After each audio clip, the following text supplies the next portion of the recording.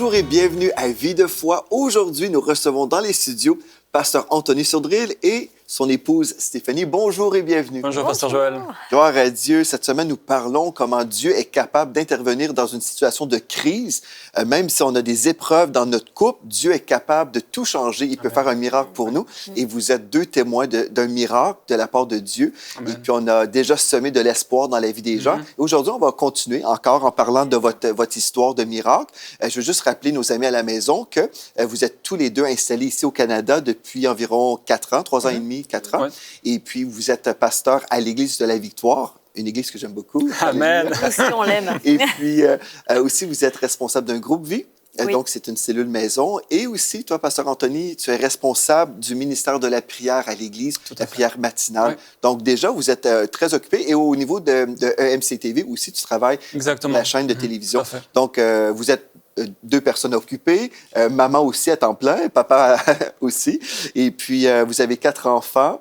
Et puis, voilà, nous sommes bénis de vous avoir avec nous. Amen. c'est Et gentil. puis aujourd'hui, on va continuer en parlant justement que vous avez pris une décision. C'est plutôt toi, Stéphanie, qui a pris une décision, je crois, concernant la vision biblique. Tu as pris la décision que tu étais pour adopter cette vision biblique plutôt que la tienne que tu avais autrefois.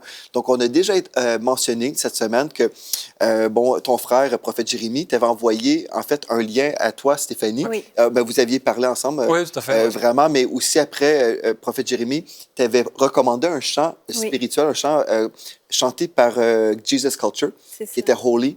Et puis, en tout cas, Stéphanie, toi, tu as reçu une touche de Dieu qui a été comme le déclencheur dans ton retour à Dieu, où en fait, tu n'étais pas vraiment sauvé, je pense, avant. Non, pas vraiment. Pas vraiment. Non, non, non. Donc, c'était vraiment comme le déclencheur pour ton salut Exact. et pour la restauration de votre couple. Exact. Donc, ça, c'était super. Mais aujourd'hui, on va parler justement de cette décision, parce qu'on peut entendre des choses, on peut... en fait, il y a plusieurs chrétiens qui vont à l'Église, ils vont entendre des messages, mais à chaque fois, on est devant une décision. Est-ce que je vais dire oui au message que j'ai entendu ou je mets ça sur pause? Et souvent, le pause, c'est un non.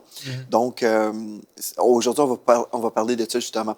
Donc, peut-être, aujourd'hui, on peut commencer avec toi, Stéphanie. Raconte-nous un petit peu pourquoi tu as réalisé que tu devais prendre une décision. En fait, avant d'avoir... Enfin, je pense que vraiment, l'élément déclencheur, c'est ce chant. Mais aussi, Jérémie, comme je l'expliquais hier, il avait une place importante parce que c'était une personne en qui je me confiais beaucoup. C'était le seul en qui je me confiais vraiment par rapport aux difficultés qu'on vivait. Lui, il était entre les deux. C'est son frère qui était présent. Donc, il avait des conseils pour Anthony, mais il avait des conseils pour moi. Et il n'a jamais eu de jugement dans les mots qu'il employait. C'était toujours dans la douceur. Et ce qui m'avait aidé aussi, c'est que lui, de son côté, il avait reçu une parole pour moi, des plans de Dieu pour ma vie. Et ça a été aussi bénéfique parce que je me suis dit, je vais être utile à quelque chose. J'avais de l'espoir pour vivre quelque chose de différent. Et puis, il y a une chose aussi, c'est que je viens toujours à Jérémie et Annabelle, mais c'est vrai que c'était un couple auquel j'enviais un petit peu leur vie. Je veux dire, quand je les voyais, quand ils nous parlaient de leur témoignage, de leur bénédiction dans la vie et ce que je voyais qui découlait d'eux, toujours le sourire, l'amour. Enfin, pour moi, c'était un couple que je voulais être comme ce couple, en fait. Je voulais vivre ce qu'ils vivaient. Je voulais vivre... Exactement. Je voulais vivre leur bénédiction. Et puis... j'avais entendu dans la parole que je ne l'avais pas lu, parce que je ne lisais pas réellement ma Bible encore à ce moment-là, mais j'avais entendu que les bénédictions, c'était pour tous les enfants de Dieu. Donc, je me considérais comme une enfant de Dieu. Et je me suis dit, mais moi aussi, je veux vivre ces bénédictions, j'ai envie. Et c'est là que peut-être que j'ai plus ouvert ma Bible, que j'ai plus recherché certaines choses, mais je ne comprenais pas tout parce que je ne me préparais pas comme il fallait aussi. Parce que lire sa Bible, c'est bien. Je veux dire, je lisais ma Bible, mais je ne comprenais rien. Donc, je ne la vivais pas, en fait, encore à ce moment-là. Et c'était tout ce que j'écoutais, tous les témoignages... parce que je lisais beaucoup de témoignages qu'Annabelle m'avait conseillé, des livres où il y avait des témoignages. Et ça me faisait du bien de lire les témoignages parce que je me suis dit, soit j'étais pire ou soit je n'étais pas pire que ce que je lisais. Mais en tous les cas, j'avais cet espoir que moi aussi, je pouvais vivre des bénédictions. Et c'était à ma portée. Il fallait juste que je les réclame, en fait. Et c'est là, en fait, que vraiment les choses ont changé. C'est ce désir de me sanctifier ma vie, en fait. Donc, je voulais que les projets de Dieu deviennent mes projets aussi. Je voulais m'accaparer tout ce qu'il avait mis, tous les trésors qu'il avait mis en moi. Donc, je voulais vivre ces choses, en fait, vivre ces bénédictions encore. Et puis, là, je m'inspirais de différents... on avait un pasteur à l'époque dans notre église où on était. C'était un nouveau dans notre église parce que le premier que j'avais rencontré, moi, je le considérais, c'était un pasteur que je considérais comme un enseignant.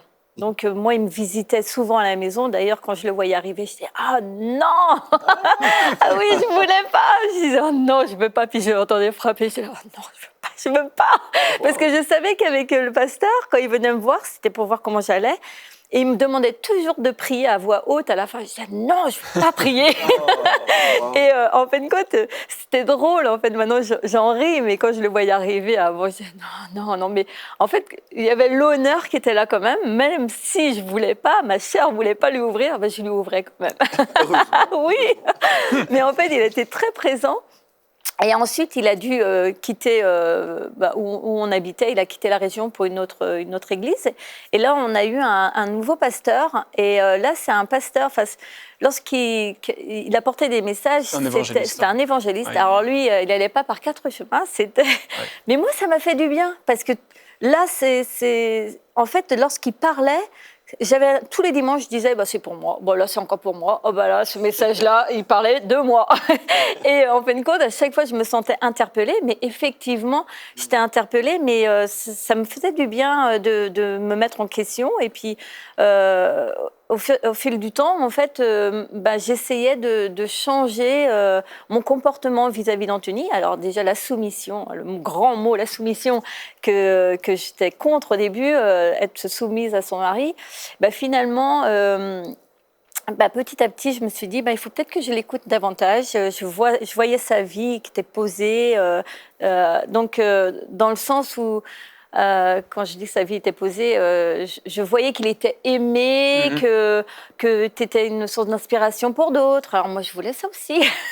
Donc, je me suis dit, je vais peut-être l'écouter. Et puis, c'est là, petit à petit, que j'ai accepté ses recommandations.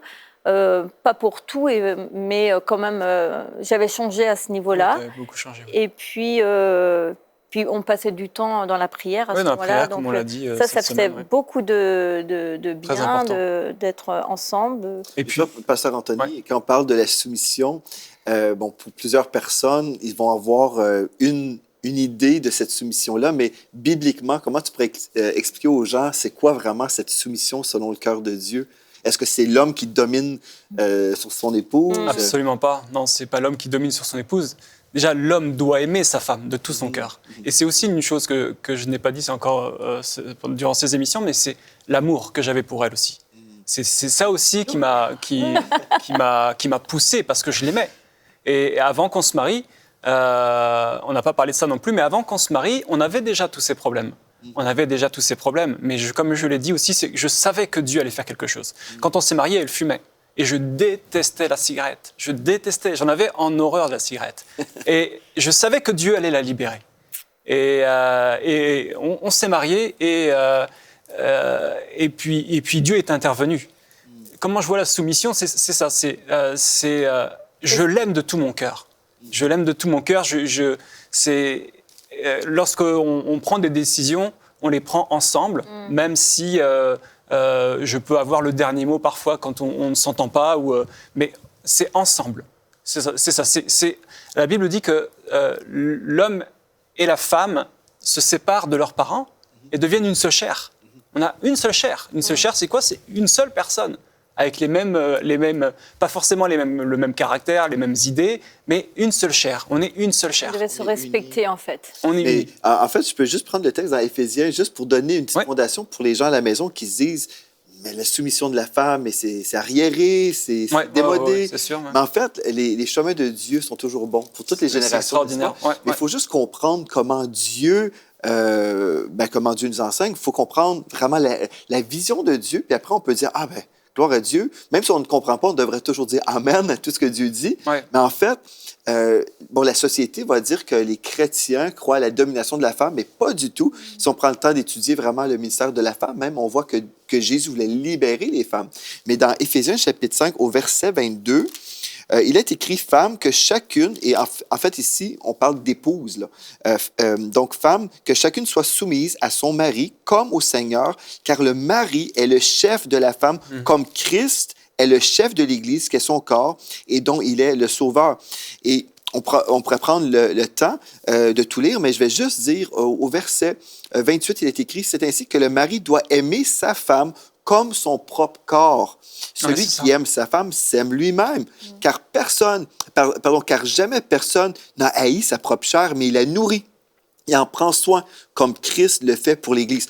Donc, en gros, la soumission de la femme, c'est simplement la femme qui accepte, en fait, de se mettre sous le leadership spirituel de son mari. Exactement. Ouais. Et puis, le mari n'est pas là pour dominer, pour dire à son épouse, tu n'as rien à dire. Non. Mais ensemble, on se parle. Comme Mathilde et moi, on discute de tout. Et quand on arrive à un moment, admettons, ma femme est incertaine, elle va dire, bien, OK, là, je ne sais pas ce qu'on devrait faire, je te fais confiance. Voilà, puis, c'est ça.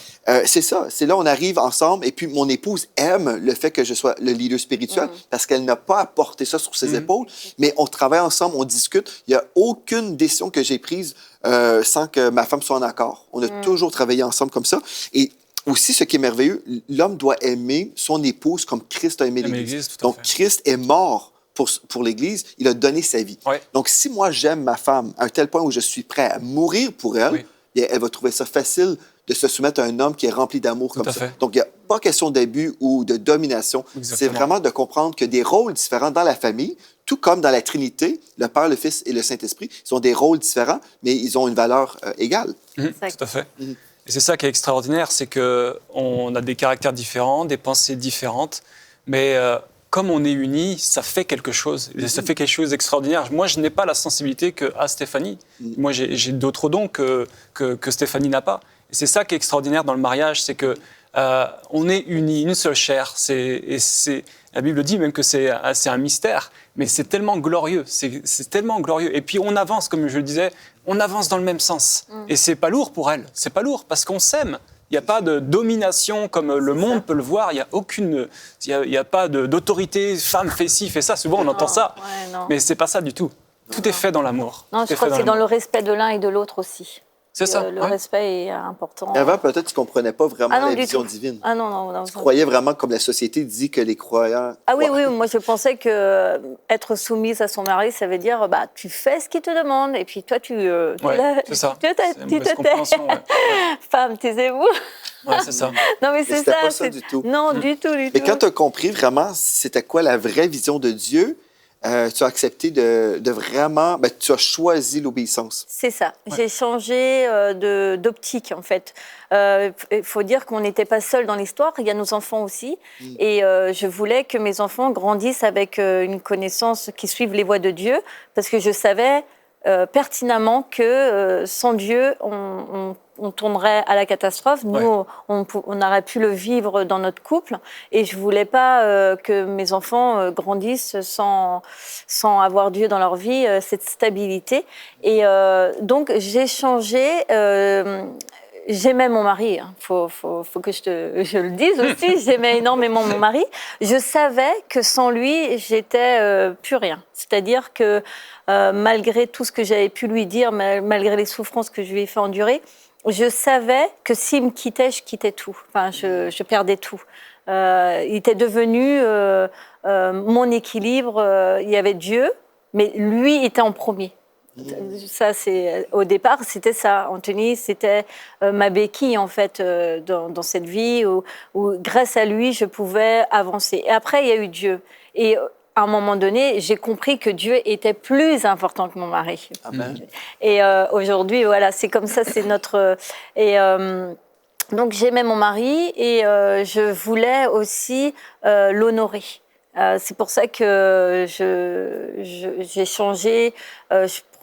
J'écoutais beaucoup de Joyce Meyer parce que sa vie correspond à beaucoup ouais, c'est sûr. à ma vie. Donc, je me suis beaucoup inspirée j'écoutais beaucoup ses prédications. Mon épouse Mathilde aussi. Ah oui. Et Joyce Meyer. Ouais, parce que ça m'a aidé pour la colère, pour même par rapport aux enfants. Je me rappelle, j'étais super bien à la maison, j'écoutais ma petite musique, je lisais ma Bible, et puis les enfants arrivaient, et ça cassait tout, mon onction. Mais ça, j'ai appris après petit à petit qu'il y a un temps pour méditer, il y a un temps à être avec les enfants, et que mon premier ministère, c'était quoi? C'était mes enfants. Donc là, tout ça a fait que petit à petit, mon cœur discernait ce qui était bon et pas bon pour moi. Et c'est là aussi que j'ai commencé à faire un tri dans mes fréquentations, parce que les fréquentations, c'est important, mais à un moment donné, il faut se dire que c'est peut-être ce qui nous pollue. Et moi, il y avait beaucoup de gens autour de moi qui polluaient. Ouais. Donc, il faut prendre conscience de ça aussi. Il faut avoir cette audace de dire à ces gens, je veux un peu diminuer nos fréquentations. Et parce qu'on parlait de la cigarette tout à l'heure. Moi, je sais que pendant plusieurs moments, plusieurs mois, plusieurs années, je fumais en cachette. Donc, je lisais ma Bible, mais j'avais fumé ma cigarette. Donc, comme Joyce Meyer. Ah oui? Ça, je savais pas. La même histoire. Elle enseignait, en fait, dans sa maison comme un groupe vie. Et puis, elle fumait... Elle enseignait avec une cigarette au bout de sa lèvre. Donc ça, c'était incroyable parce qu'Anthony n'était pas du tout conscient de tout ça. Et c'est, ça t'a rien, toi? Non. Et pourtant, j'ai assez développé, mais non, je pensais vraiment que c'était fini, tout ça. Ah ouais, mais non, mais j'étais forte. Je mettais du parfum et tout était calculé. Et là, je veux juste rebondir par rapport à ce que tu disais, parce que tu disais que tu as fait du tri dans tes fréquentations, alors que moi, je t'avais demandé de le faire. Mais ça venait de moi. Oui, c'est ça. Et ce qui est beau dans ton témoignage, c'est que tu dis que lorsque tu t'es approché de Dieu, tu as voulu vivre pour lui, tu voulais plus vivre pour moi ou pour toi. Ouais, c'est ça. Mais tu as voulu vivre pour Dieu. Et c'est là qu'en toi, en fait, tu t'es dit, le Saint-Esprit étant en toi, tu t'es dit, là, il y a des fréquentations qui ne sont pas bonnes pour moi, qui me polluent. Qui sont mauvaises pour mon couple, Donc, en fait, petit à petit, et c'est comme ça que ça se passe. C'est ça qui est extraordinaire avec Dieu, c'est que il ne faut pas que les gens voient Dieu comme quelqu'un qui interdit tout. Non. C'est au moment où on accepte Dieu dans nos vies, ça se fait tout seul. Il y a des gens, tu ne vas plus vouloir entendre des choses, des blagues dégoûtantes. Tu fais un tri, et le tri se fait tout seul, en fait. C'est vrai. Et c'est ça qui est extraordinaire, c'est qu'au départ, moi, je te poussais, mais tu l'as fait après par toi-même. Et c'est ça que moi, je n'avais pas compris. Comme je l'ai dit aussi dans la première émission, j'ai dit, l'homme a des projets, moi j'avais des projets pour toi, je voulais la pousser. Mais Dieu, c'est les projets de Dieu qui sont bons. Mais c'est vrai ce que tu dis, qu'à partir du moment où j'ai pris... Quand je voulais vivre, vivre comme les plans de Dieu, tout ce qu'il avait prévu pour moi, en fait, tout ce qui me paraissait avant difficile, de rompre, par exemple, des relations avec des personnes ou autres, quand je voulais vraiment plus je m'approchais de Dieu, en fait, et plus c'était facile pour moi. Et il y a un verset qui est très bien pour ça, c'est dans 1 Jean 5, 3. Car aimer Dieu, c'est accomplir ses commandements. Ceux-ci, d'ailleurs, ne sont pas pénibles. Et c'est vrai que moi, à ce moment-là, tout ce que je pouvais vivre pour Dieu, je le faisais avec joie, en fait. C'était plus devenu une contrainte de changer ou il y a beaucoup de personnes qui pensent que vivre selon les plans de Dieu, c'est difficile, c'est beaucoup de contraintes, on ne peut plus s'amuser, on ne peut plus faire plein de choses. Mais non, en fait, tout est permis, sauf qu'à un moment donné, tu sais qu'il y a une limite. C'est toujours pour notre bien. Tout ce que Dieu nous dit de ne pas faire, c'est pas parce qu'il veut supprimer la joie de notre vie. Ah non, pas du tout, au contraire. Il veut qu'on soit heureux, mais il connaît mieux les plans qui sont bons pour nous. Oui, tout à fait. C'est ça. Et là, tu voulais... Non, vas-y. Là, je voulais juste... on parle donc de la décision d'adopter la vision biblique dans le couple. Et c'est ça qui est extraordinaire. Comme tu dis, Dieu, il veut notre bien. Il veut notre bien. Lui, il connaît les plans qui sont formés sur nos vies. On l'a dit, des plans de paix et non de malheur. Et ce qui est extraordinaire, c'est qu'il nous a laissé sa parole. Et sa parole, elle est vivante. Ce n'est pas un simple livre. Beaucoup de gens lisent la Bible comme un simple livre. Mais la Bible nous parle. Il suffit tout simplement d'ouvrir son cœur. Et c'est ça qui est extraordinaire. Je lis par exemple dans Colossiens 3.12, Colossiens 3.12, ainsi donc, comme des élus de Dieu, saints et bien-aimés, revêtez-vous d'ardente compassion, de bonté, d'humilité, de douceur et de patience. Mais ça, c'est pour le couple aussi. La parole de Dieu doit être au milieu du couple. Ça doit être le centre. On met Dieu au centre de notre couple, la parole de Dieu, et on doit même la lire ensemble, on doit la mémoriser, en tous les cas la confesser sur notre couple. Et c'est ça qui est extraordinaire. Et supportez-vous les uns les autres et faites-vous grâce réciproquement. Supportez-vous les uns les autres. On doit se supporter. On se supporte. Donc, dans les difficultés, moi, je suis là pour la porter quand elle ne va pas bien, et elle est là pour me porter quand je ne vais pas bien non plus. C'est la bonne façon d'expliquer le support. C'est ça. Des fois, il y a des gens qui ont compris on devait s'endurer. Ah oui. Se supporter, mais comme tu dis, c'est vraiment d'être là l'un pour l'autre. C'est ça. Si quelqu'un a à se plaindre d'un autre, comme le Christ vous a fait grâce, vous aussi faites de même. Pardonnez-vous. On doit. Exactement. J'ai pas raison tout le temps, elle a pas raison tout le temps, et bien souvent qu'elle a souvent raison. Elle a quand même souvent raison, mais le pardon est là. Et mais dites-moi, est-ce que vous êtes arrivé à une place, un point dans votre relation, bon, pendant longtemps, il y avait cette friction, cette résistance de ta part, Stéphanie. Non, moi, je veux rien savoir de me soumettre, et puis non, ça sera pas ça. Et là, est-ce qu'il y a eu un moment où vous vous êtes rencontrés, par exemple, et puis là, toi, Stéphanie, t'as dit, OK, j'accepte le plan de Dieu, où ça s'est fait naturellement? Est-ce qu'il y a eu un point, comme un moment de repentance pour aider les gens à la maison, pour savoir comment eux, ils peuvent agir aujourd'hui? Est-ce que ça arrive tout seul ou vous avez pris une décision officielle? En fait, on communiquait beaucoup, mais moi, je partageais beaucoup ce que je vivais avec Dieu. Lui, il avait 7 ans avec Dieu, et on se réunissait une fois par semaine pour prier ensemble. Okay. Et en fait, non, ça s'est fait naturellement. En fait, on n'a pas dit bon bah là, à partir de là, non, ça s'est vraiment fait naturellement. Anthony, il a toujours été constant, hein, comme j'ai dit, il a toujours été constant. Même si tu peux dire aujourd'hui que, enfin, tu penses qu'à ce moment-là, tu lisais pas ta Bible comme maintenant. J'étais pas forcément assidu comme aujourd'hui, mais quand tu dis que t'as pas pris de décision, ça n'a pas été. C'est en moi quand même. Ouais, mais je pense qu'il y a Après, quand même. J'ai demandé pardon. Oui, il y a eu des moments de, tu sais, le moment de reconstruction. Je pense qu'il y a eu des moments aussi où tu as pris des pas de foi, en fait. Donc, c'est plusieurs moments, finalement. C'est plusieurs moments, oui. Ça s'est pas fait du jour au lendemain. Tu sais, Et je pense aussi que le Saint-Esprit va nous révéler des choses, comme on est dans notre parcours personnel, comme toi, Stéphanie. Exactement. Le Saint-Esprit te révèle des choses, là, vous discutez. Et je pense aussi que c'est la même chose pour nos amis à la maison. Comme tu dis, c'est pas du jour au lendemain que tout va être restauré forcément. Des fois, Dieu va mettre la lumière sur certaines choses et puis on va réaliser, ah, c'est vrai. Moi, je pense que ce qu'on peut vous dire aujourd'hui, si vous êtes dans une crise aujourd'hui et vous devez prendre de bonnes décisions, je pense que la première chose que vous devriez faire, c'est vous rencontrer, l'époux avec l'épouse, et puis vraiment vous demander pardon là où il y a un besoin, et puis être dans l'humilité, s'humilier, et puis dire, écoute, il y a des choses que j'ai peut-être prononcées ou la façon que j'ai agi, et aujourd'hui, je veux changer. Absolument. Et si je prends une décision aujourd'hui, bien, je vais entrer dans la bénédiction dans mon couple. Dans Deutéronome 30 au verset 19, c'est un texte que j'aime beaucoup. Il est écrit, j'en prends aujourd'hui à témoin contre vous le ciel et la terre. J'ai mis devant toi et devant vous, les couples, la vie et la mort. Votre couple peut mourir, on peut tout abandonner, mais Dieu a dit qu'il a placé devant nous la vie et la mort, la bénédiction et la malédiction. Donc, c'est à nous de choisir ici.